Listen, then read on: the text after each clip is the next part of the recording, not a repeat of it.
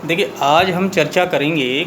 कल हम चर्चा कर रहे थे कि प्रजातंत्र में राजनीतिक दलों की भूमिका क्या है, और आज हम चर्चा करेंगे इवोल्यूशन ऑफ पार्टी सिस्टम, यानी दल प्रणाली का, या मेरिट्स ऑफ पॉलिटिकल पार्टीज, दलीय पद्धति के गुण। मेरिट्स ऑफ पॉलिटिकल पार्टीज, दलीय पद्धति के गुणों का आज हम, जिसमें सबसे पहले हम लोग लेते हैं मानवीय स्वभाव। देखिए, मानव एक विवेकशील प्राणी है, और मानव की इस विवेकशीलता के कारण भिन्न भिन्न व्यक्तियों के भिन्न भिन्न विचार हैं, और जहाँ विचारों में समानता पाई जाती है, वहाँ एक तरह से हम कह सकते हैं कि एक संगठन या समूह की स्थापना होती है। उसी प्रकार राजनीतिक दलों में भी है कि मानव एक विवेकशील प्राणी है, मानव की इस विवेकशीलता के कारण भिन्न भिन्न व्यक्तियों के भिन्न भिन्न विचार हैं, और इन विचारों के आधार पर कुछ लोग कांग्रेस से जुड़ जाते हैं, कुछ भारतीय जनता पार्टी से, कुछ राष्ट्रीय जनता दल से। यानी देश में जो अनेक राजनीतिक दल हैं वो राजनीतिक दल के व्यक्ति अपनी विचारधाराओं के आधार पर उन राजनीतिक दलों से। तो ये मानव स्वभाव का, एक ही परिवार में पिताजी अलग पार्टी में हैं, बच्चा अलग पार्टी में है, माँ अलग पार्टी में है, तो ये मानव की विवेकशीलता पर डिपेंड करता है, उसके स्वभाव पर डिपेंड करता है कि वो किस राजनीतिक विचारधारा को पसंद करता है। और ये राजनीतिक दलों की सबसे सुदृढ़ जो विशेषता यही है कि ये ज़्यादा से ज़्यादा व्यक्तियों को अपनी ओर आकर्षित करने की कोशिश करते हैं। इसके बाद दूसरा है लोकतंत्र के लिए। देखिए, राजनीतिक दलों का लोकतंत्र के लिए होना अनिवार्य है। बिना राजनीतिक दलों के हम लोकतंत्र की कल्पना भी नहीं कर सकते। और लोकतंत्र में जिस राजनीतिक दल को स्पष्ट, चाहे कहीं संसदात्मक शासन व्यवस्था हो, चाहे अध्यक्षात्मक शासन व्यवस्था हो, या अन्य किसी प्रकार की भी शासन व्यवस्था हो, या संघात्मक एकात्मक हो, हर देश की लोकतंत्रात्मक व्यवस्था में राजनीतिक दलों का होना अनिवार्य। बिना राजनीतिक दल के लोकतंत्र की कल्पना नहीं की जा सकती है। सत्य, राजनीतिक दल ही लोकतंत्र की एक तरह से धुरी है, और जो भी राजनीतिक दल अनेक हो सकते हैं। एक राजनीतिक दल जिसको बहुमत प्राप्त होगा वो सत्ता प्राप्त करेगा, जिसको नहीं होगा वो विपक्ष में रहेगा और अपनी भूमिका अदा करेगा। तो लोकतंत्र के लिए राजनीतिक दलों का होना बहुत ही अनिवार्य है। शासन की दृढ़ता, यानी जो भी राजनीतिक दल सत्ता में होगा तो शासन को सुचारू रूप से और संचालित करने के, जनहित में कार्य करने की जिम्मेदारी उसकी हो। तो शासन में दृढ़ता तभी आएगी।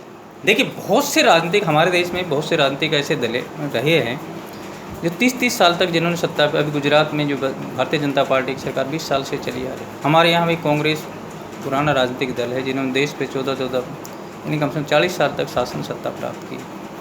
हम कह सकते हैं कि अगर ये शासन की जो दृढ़ता है, जो भी जनहित में काम करेगा, लोक कल्याणकारी हित में काम करेगा, लोगों की भावनाओं को ध्यान में रखते हुए शासन सत्ता का सदुपयोग करेगा, और अगर शासन का दुरुपयोग करेंगे तो आने वाले चुनाव में जनता राजनीतिक दलों को सत्ता से बाहर कर देती। हमारे राजस्थान की देख लीजिए, हमारे यहाँ परिवर्तित होते रहते, 5 साल बीजेपी, 5 साल कांग्रेस। उसी प्रकार देश में भी 10 साल मनमोहन सिंह जी को सत्ता दी, उसके बाद मोदी जी आ गए, उससे पहले अन्य दूसरे राजनीतिक दलों।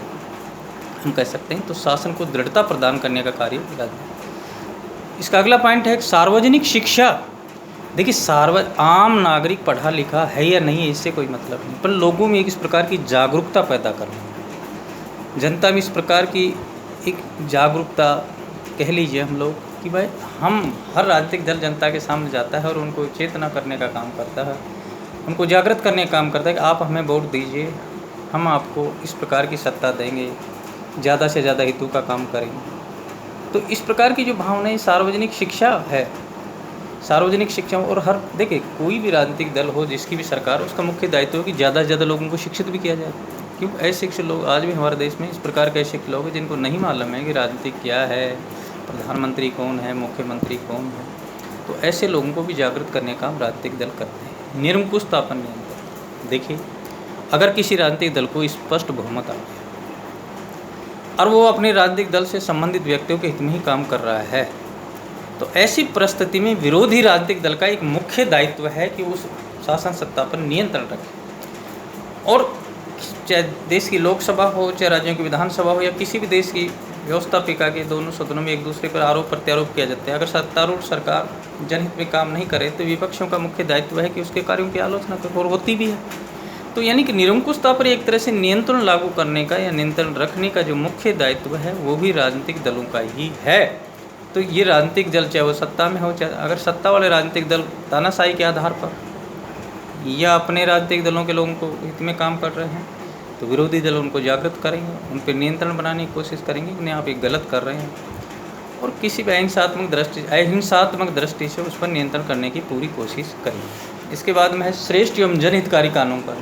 देखिए, राजनीतिक दलों का किसी भी देश की लोकतंत्रात्मक व्यवस्था में सरकार के 3 अंग होते हैं: कार्यपालिका, व्यवस्थापिका, न्यायपालिका। व्यवस्थापिका कानून बनाती है। हमारे देश की लोकतंत्रात्मक व्यवस्था देखें तो व्यवस्थापिका के 2 सदन हैं, लोकसभा और राज्यसभा।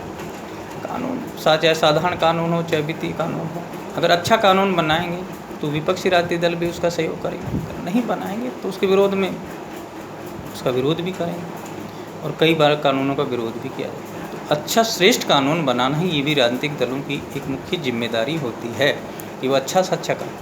तो ये था आज की जो हमारी जो चर्चा का विषय है कि राजनीतिक दल लोकतंत्र में के लिए बहुत ज़रूरी है, बिना राजनीतिक दलों के लोकतंत्र का संभव नहीं।